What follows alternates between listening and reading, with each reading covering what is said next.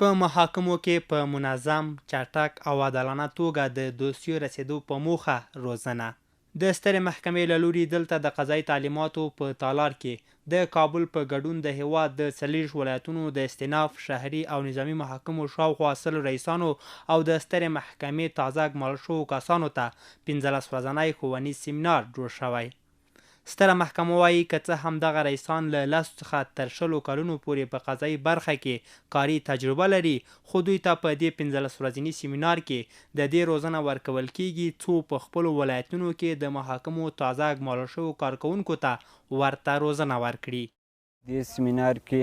د ټولو ولایتو د استیناف رئیسان، د اشاري محاکمو رئیسان او د نظامي محاکمو رئیسانو شتون درلودی او د دوی سربیره په ستره محکمې داخل کې هغه نوي قضایي برخه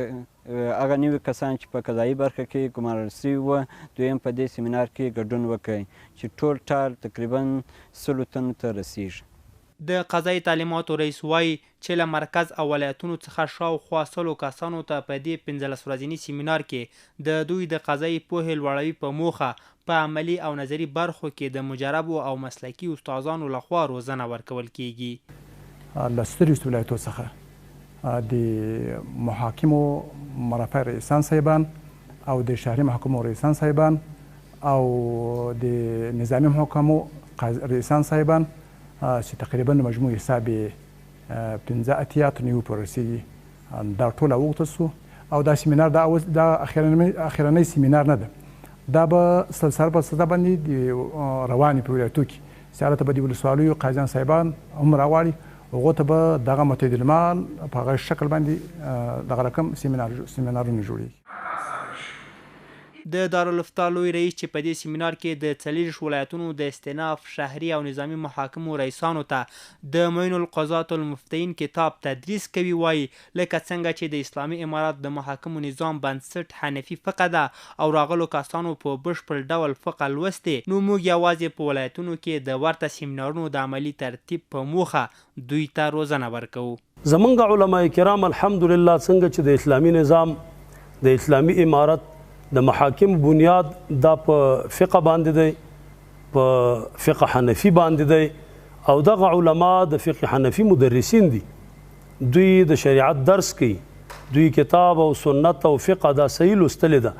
نفس د یو عملي ترتیب په خاطر باندې چې دوی د ترتیب ته متوجه سي، خپلو کارونو ته متوجه سي، ډیر مفید دی.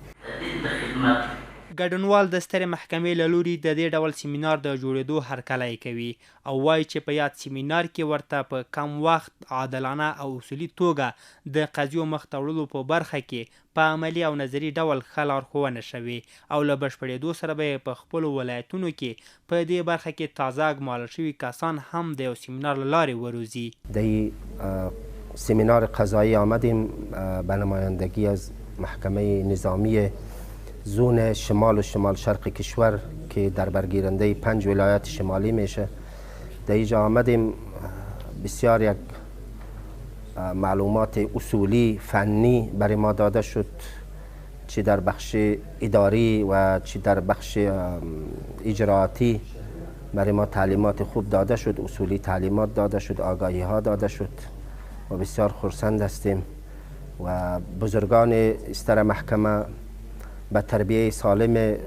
اداره های عدلی و محاکم بسیار توجه عمیق و خوب و جدی کردند و امیدوار هستیم این روش ادامه پیدا کنه. دا ډیر ګټور ثابتېدای سي. دا سیمینارونه د دې په الحاله به دغه استادان د دې محاکمو رئیسان که شهري محاکم دي که د استیناف محاکم دي ولایتونو اوس به هغه دلته خپل د دغو استادانو له معلوماتو څخه ګټه واخلي او له دې وروسته د امارت په نظر کې ده چې په هر ولایت کې دغه رقم سیمینارونه جوړ سي، خپل ما تحت محاکم ابتدایي او هغه شهري محاکمو ته دا رقم سیمینارونه جوړ کړي، نو له دغو استفادو څخه به هغه استادان و هغه لاندې ما تحت محاکمو ته افاده ورسوي. سیمینار الحمدلله بسیار چیزا را آموختیم. یکی از اون چیزهای آموختگیمون این است که ما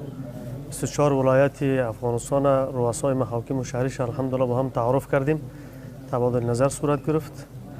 در ضمن اساتید محترم و شیوخ‌های عظامی که از کادرهای مهمی سر محکمه هستند و ما تعلیمات اصولی و سیستماتیک قضایی را آموزش دادن. الحمدلله ما با اصول و سیستمی که در قضا بود برخی آشنایی داشتن و کم آشنایی داشتن، با وجود که ما علما و شیوخ هستن. برای ما خیلی یک راهکار پیدا شد برای فیصله های قضایی.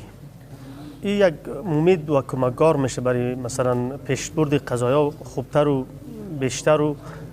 با گرفتن وقت کم میتونه که کمک بکنه که دیگر دوستا وقتش کم گرفته شود، مردم عرایزش خوبتر و اصولیتر رسیدگی شود. د سترې محکمې د مسؤلینو په وینا له دې سیمینار سره هممهاله کندهار کې هم ورته سیمینار روان دی چې د پاتې لسو ولایتونو رئیسان هلته په روزنه بوخت دي.